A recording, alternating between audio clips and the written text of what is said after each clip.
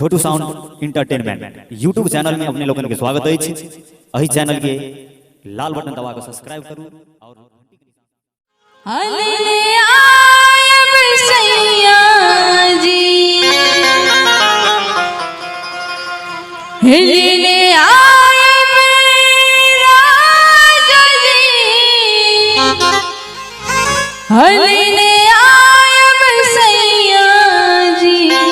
कथी यू हमीरा यू हमीरा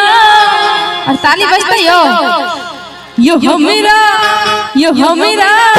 यू हमीरा ही हजर ललनिया ले ले आया मेरा जाजी यू हमीरा ही हजर ललनिया ले ले आया मेरा जाजी ले ले आया मेरा जाजी ले ले आया सैया जी ले ले आया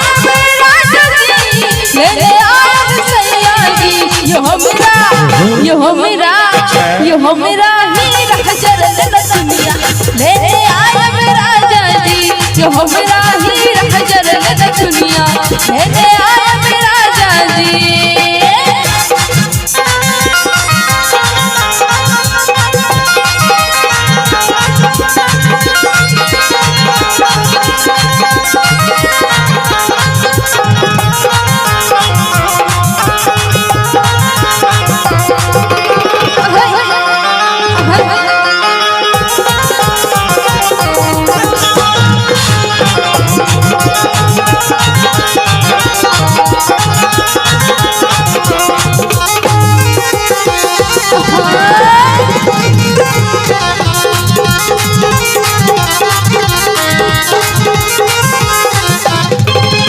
पटना के पायल बनारस की साड़ी जयपुर के चुनर ही राजा जी हाँ पटना के पायल बनारस की साड़ी जयपुर के चुनर ही राजा जी पटना के पायल बनारस की साड़ी जयपुर के चुनर ही राजा जी कहबे ले आ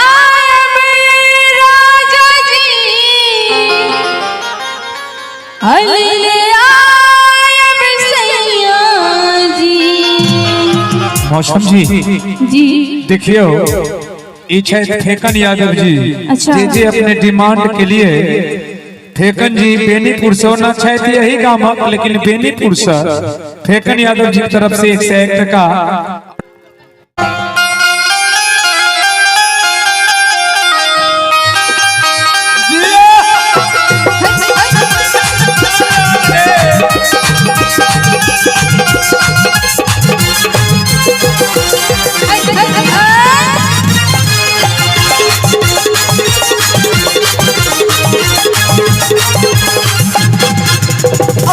से हम की कहानियां सुनना आवाज सबका जनैया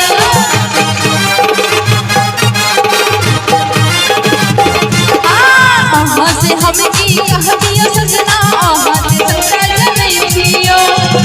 से हम की कहानियां सुनना आवाज सबका जनैया लेने आया मेरा गली लेने आया सैया जी लेने आया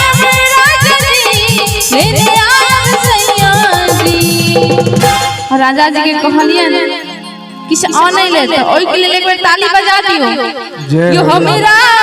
यो हमीरा अच्छा। यो हमीरा ही हजर ललनिया ले ले आया मेरा जाजी यो हमीरा ही हजर ललनिया ले ले आया मेरा जाजी यो हमीरा ही हजर ललनिया ले ले आया मेरा जाजी यो हमीरा ही हजर ललनिया ले ले आया मेरा जाजी यो हमीरा ही हजर ललनिया ले ले आया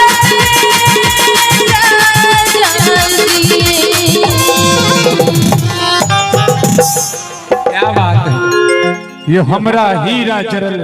नथुनिया।